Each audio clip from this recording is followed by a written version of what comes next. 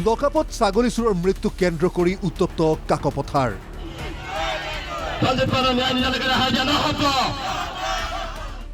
Tyre জ্বলাই উত্তেজিত জনতাৰ ৰাষ্ট্ৰীয় ঘাইপথ অৱৰোধ। মাজ নিশালৈ উত্তাল কাকপথাৰৰ ৰাজপথ।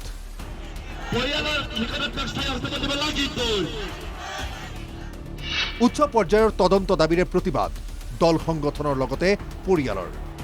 কাকপথাৰ টঙনা আৰক্ষী থানাত সংঘটিত হৈছে এই ঘটনাটো। টঙনা আৰক্ষী থানাৰ সমীপৰ এখন গাঁৱৰ ৰাইজে ছাগলী চোৰৰ অভিযোগত আটক কৰিছিল ধনজিৎ মৰাণ নামৰ এজনক। যুৱকজনক আটক কৰি গতাই দিছিল টঙনা আৰক্ষীক। আৰক্ষীয়ে যুৱকজনক জিম্মাত লৈ নিশাটো ৰাখিছিল লকআপত। ৰহস্যজনকভাৱে দেওবাৰে লকআপতে মৃত্যু হয় ধনজিৎ মৰাণৰ। আৰক্ষী আৰু জিলা প্ৰশাসনৰ বিষয়াৰ মতে লকআপৰ ভিতৰতে আত্মহত্যা কৰে যুৱকজনে। কিন্তু সেই কথা সহজভাৱে ল'ব পৰা নাই মৃত ধনজিৎ মৰাণৰ পৰিয়ালৰ লোকে। ন্যায়িক তদন্তৰ দাবীত ৰাজপথলৈ ওলাই আহি মাজ নিশালৈ প্ৰতিবাদত বহিল দল সংগঠনৰ লগতে স্থানীয় ৰাইজ। পৰিয়ালক অৱগত নকৰাকৈ আৰক্ষীয়ে মৃতদেহ প্ৰেৰণ কৰিছিল মৰণোত্তৰ পৰীক্ষাগৃহলৈ। পৰিয়ালৰ অভিযোগ ঘটনাস্থলী পৰ্যবেক্ষণ কৰা নাছিল দণ্ডাধীশে। আত্মহত্যা নে হত্যা নে গোটেই ঘটনা তদন্ত কিন্তু তন্নতন্নকৈ উচ্চ পৰ্যায়ত হ'ব লাগিব। ইয়াত কিন্তু নিৰীক্ষণ বিজুলী মহোদয় খুদ নিজে কৰিব লাগিব।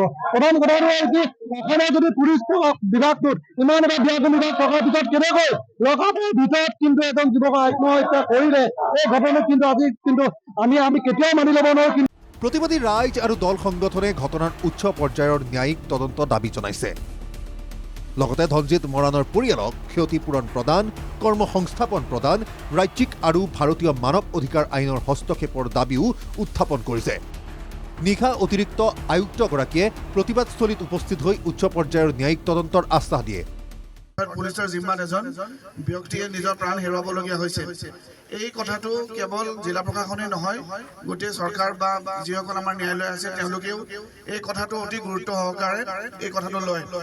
আৰু সেই গতিকেই যিখিনি যাৱতীয় নিয়মৰ কথা আপোনালোকে কৈছে, নিশ্চিতভাৱে সেইকেইটা নিয়ম আচলতে ফ'ল' হ'ব লাগে।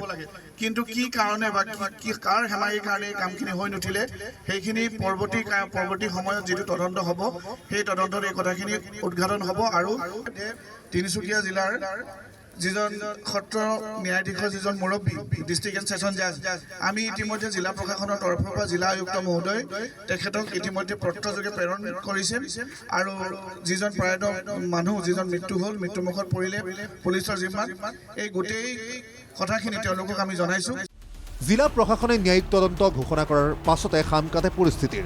দিনৰ 2 বজাৰ পৰা নিশা প্ৰায় 10 বজালৈ প্ৰায় 7 ঘণ্টাজোৰা পথ অৱৰোধৰ প্ৰতিবাদ সাময়িকভাৱে স্থগিত ৰাখে। বৰ্তমানেও পৰিয়ালৰ লোকে চমজি লোৱা নাই ধনজিৎ মৰাণৰ মৃতদেহ। লক্ষণীয় হ'ব কি হয় পৰৱৰ্তী পৰিস্থিতি। শদিয়াৰ পৰা ইন্দ্ৰজিৎ গগৈ ৰিপৰ্ট, NKTV+।